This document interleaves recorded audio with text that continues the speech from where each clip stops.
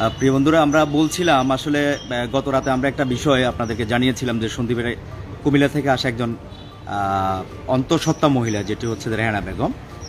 আমরা যেটা জানতে পেরেছি সন্দীপ থানার সূত্রে, যেটা জানতে পেরেছি সন্দীপ থানার অফিসার ইনচার্জ শফিকুল আলম চৌধুরী, যিনি আমাদেরকে জানিয়েছেন বিস্তারিত, সেটা হচ্ছে রেহানা উনি কুমিল্লা থেকে এসেছেন, ইপিজেডে চাকরি করতেন, কুমিল্লা চট্টগ্রাম পতেঙ্গা চাকরি করতেন। তো সেখানেই সন্দীপের তারেক যে রয়েছে, যে ছেলেটা, তার সাথে তারেক বয়স তার 24, তার সাথে তার সম্পর্ক করে এবং এই সম্পর্ক আসলে তার একটা পর্যায়ে তার শারীরিক সম্পর্ক পর্যন্ত জড়িয়ে যায় এবং সেই ক্ষেত্রে শারীরিক সম্পর্ক থেকে মেয়েটি অন্তঃসত্ত্বা হয়ে পড়ে এবং 3 মাসের অন্তঃসত্ত্বা হয় মেয়েটি। তো এই বিষয় নিয়ে মেয়েটি বিয়ের দাবি করে তারেকের কাছ থেকে। তারেকের বাড়ি আমি একটু পরিচয় করিয়ে দিচ্ছি। তারেকের হচ্ছে আপনার মগদর 7 নং ওয়ার্ড, যেটি হচ্ছে তার বাবার নাম হচ্ছে আক্তার হোসেন, অর্থাৎ নোয়াহাট যেটি রয়েছে সেই নোয়াহাটের পাশেই তার বাড়ি। তো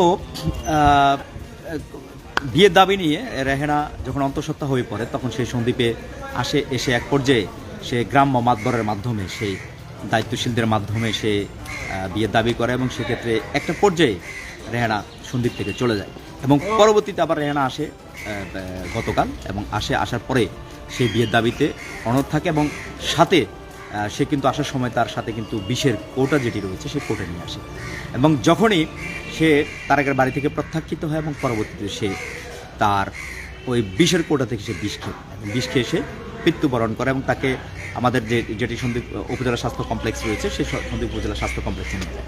তো সন্দীপ স্বাস্থ্য উপজেলা কমপ্লেক্সে নেওয়ার পরে সেখানে কিন্তু সে মৃত্যুবরণ করে।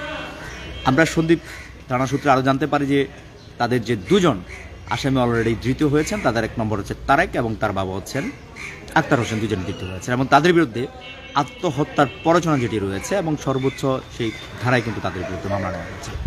তো আমরা আপনাদেরকে সন্দীপ অধিকার আন্দোলন থেকে আমরা বলেছিলাম যে বিষয়টা আমরা গতকাল জানিয়েছি এবং আমরা আপনাদেরকে বিস্তারিত জানাবো সেটি বলেছিলাম। আমরা অলরেডি আপনাকে জানালাম তারেক গ্রেপ্তার আছে এবং তার বাবা আক্তার হোসেন দুজনই গ্রেপ্তার আছে।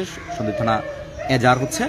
একটু পরেই আমরা যেটি জানতে পেরেছি সেটি হচ্ছে তাকে কোর্টে হস্তান্তর করা হবে এবং মেয়ে যেটি রয়েছে অর্থাৎ রেহানার অলরেডি পোস্টমর্টম কমপ্লিট হয়েছে এবং সুতাহাল রিপোর্ট কমপ্লিট হয়েছে। তাকে কুমিল্লা নিয়ে যাওয়ার জন্য একটা চেষ্টা চলছে।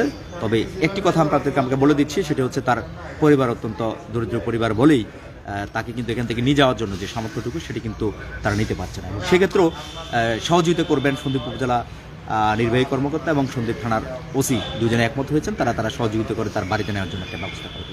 তো ধন্যবাদ সবাইকে। জয় হোক মেয়নতি মানুষের, জয় হোক বিপ্লবী জনতা।